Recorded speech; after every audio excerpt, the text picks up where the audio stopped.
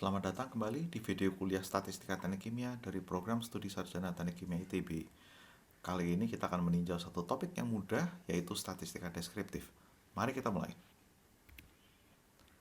Statistika deskriptif berurusan dengan mencirikan dan mempresentasikan data. Data pengukuran apapun sebetulnya dapat Anda nyatakan sebagai suatu distribusi frekuensi yang memetakan frekuensi kemunculan masing-masing anggota cuplikan. Misalnya, Anda lihat di sini ada histogram frekuensi ya. Ini merangkum hasil pengukuran massa per butir dari sebungkus permen coklat yang dilakukan para mahasiswa di kelas saya beberapa bulan yang lalu. Nah, statistika deskriptif memberikan prosedur untuk mencirikan data ini berdasarkan besaran-besaran penciri tertentu. Nah, apa yang dimaksud dengan tertentu? Sekarang misalkan Anda diminta untuk menjelaskan ciri-ciri fisik orang-orang yang berdiri di gambar sebelah kiri ini. Ya. Tentu Anda akan menggunakan besaran-besaran tertentu seperti tinggi badan, panjang rambut, gemuk atau kurusnya badan, warna pakaian yang mereka pakai pada saat Anda amati, dan sebagainya. Sadar atau tidak, Anda pasti akan mendeskripsikan orang-orang tersebut berdasarkan besaran-besaran yang Anda anggap mewakili karakteristik mereka secara cukup lengkap. Nah, sekarang kita bahas dimensi-dimensi besaran penciri data atau data descriptors tersebut.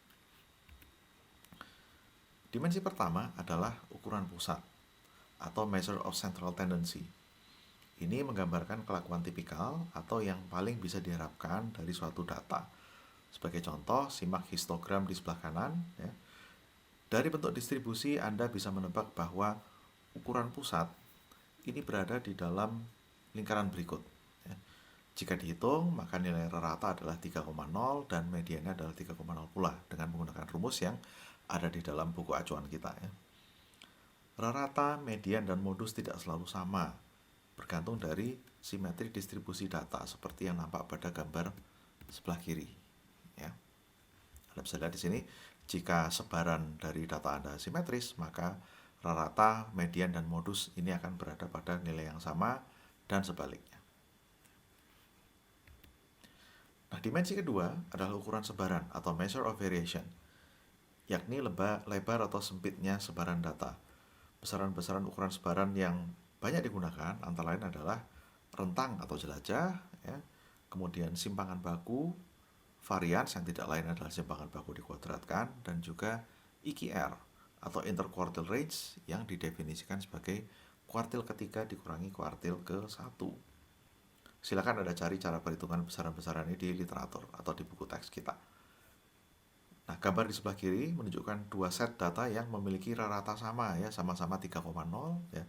Namun memiliki ukuran sebaran yang berbeda. Di mana data yang sebelah atas ini terdistribusi lebih sempit dibandingkan dengan data yang di sebelah bawah. Semakin besar nilai simpangan baku, maka semakin lebar sebaran data. Sementara kalau Anda lihat gambar di kanan bawah, ini menunjukkan 3 set data yang berbeda satu sama lain. Ada pasangan data yang berbeda dalam ukuran pusatnya, dan ada yang berbeda dalam hal ukuran sebarannya. Silakan Anda simak dengan saksama parameter-parameter ini. Ya. Ini adalah rata, dan ini adalah sigma kuadrat adalah varians. Dimensi ketiga adalah bentuk dari distribusi data kita. Nah, ini dicirikan oleh beberapa besaran juga. Ya. Yang pertama adalah skewness yang menyatakan simetris tidaknya distribusi. Ya. Apakah simetris, berekor ke kanan, atau berekor ke kiri. Ya. Kemudian kurtosis, ini menyatakan tumpul atau runcingnya puncak distribusi. Ya. Leptokurtik ini adalah distribusi yang memiliki puncak yang runcing, dan platikurtik sebaliknya adalah yang memiliki puncak yang tumpul. Sementara yang sebelah kanan bawah ya, jumlah puncak dari namanya sudah cukup jelas, ini menyatakan ada berapa nilai modus yang dimiliki data. Saya rasa ini sudah cukup jelas ya. Sekali lagi, rumus-rumus untuk mengkuantifikasi besaran-besaran ini ada di buku acuan kita. Dimensi keempat adalah pencilan atau outlier. Ini adalah titik-titik data yang menyimpang jauh dari kelompoknya, seperti yang ditampilkan dalam dua grafik ini ya. Ini adalah outlier, dan demikian pula yang ini. Deteksi pencilan ini bisa kita lakukan secara visual, atau jika diinginkan untuk melakukan lebih akurat, Anda bisa gunakan uji hipotesis. Pencilan bisa terjadi karena kesalahan percobaan atau pengukuran, ya, dan jika memang demikian halnya, maka pencilan ini sebaiknya disisihkan dalam pengolahan data. Namun di sisi lain, pencilan ini bisa juga merupakan suatu kondisi anomali yang justru menarik untuk ditelusuri lebih lanjut. Ya, jadi kita juga tidak boleh terburu-buru mengambil kesimpulan. Dimensi yang kelima atau terakhir adalah variasi temporal atau kelakuan data terhadap waktu. Kelakuan ini mewujud pada data urut waktu atau time series data, ya, yang dalam industri proses secara rutin dikumpulkan oleh puluhan atau mungkin bahkan ratusan sensor dalam sistem instrumentasi pabrik yang memastikan pabrik beroperasi secara aman dan efisien. Dua grafik yang saya cantumkan di sini ini menampilkan contoh penelusuran kelakuan suatu besaran sebagai fungsi waktu.